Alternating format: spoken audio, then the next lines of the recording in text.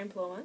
And today on CNN, we will discover one of the greatest leaders in history that fought for the civil rights during the 1900s. Today we have news on John Lewis and his involvement in the civil rights movement, and how his leadership impacted history. John Lewis started his involvement in protecting civil rights in his early 20s.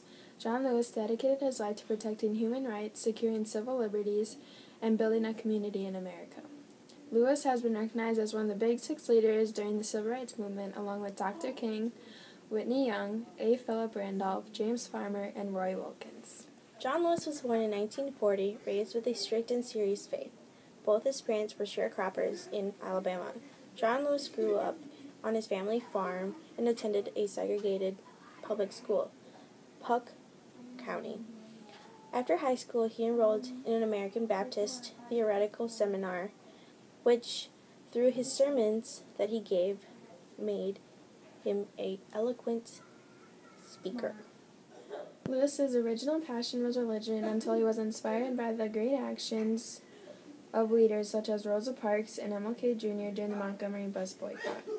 That's when Lewis joined the front lines of the civil rights movement.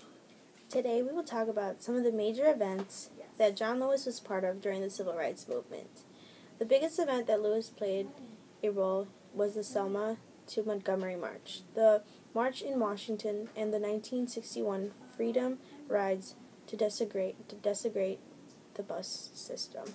One of the major events was Selma to Montgomery March, which was a nonviolent demonstration in support of black voting rights.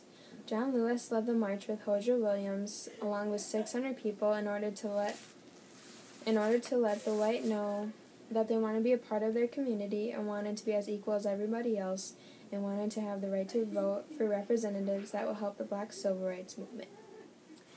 Also, in 1963, Lewis became chairman of the Student Nonviolent Coordinating Committee.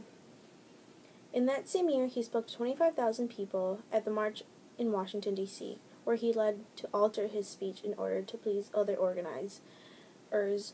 The speech was going to be an angry speech criticizing President Kennedy's administration of the lack of attention to the civil rights cause. But instead he delivered a powerful message that declared, "We all recognize the fact that if any radical social, political, and economical change are to take place in our society, the people, the mass, must bring about." Not just did he do that, Paloma, but John Lewis was very committed to the civil rights movement. In 1961, he was a part of the Freedom Riders, who challenged the segregated facilities encountered at the interstate bus terminals in the South, which had been deemed illegal by the Supreme Court.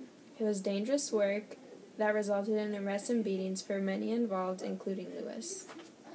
As director of the Vote Education Project, John Lewis brought a significant amount of minority voters to the democratic process, as many as 4 million minorities. Lewis was one of the most important leaders during the civil rights movement, and he is still active in today's government, representing the black community in Congress. Ladies and gentlemen, this is all the time we have for today's great leaders in history on CNN. This is Abby. And this is Paloma. Until next time.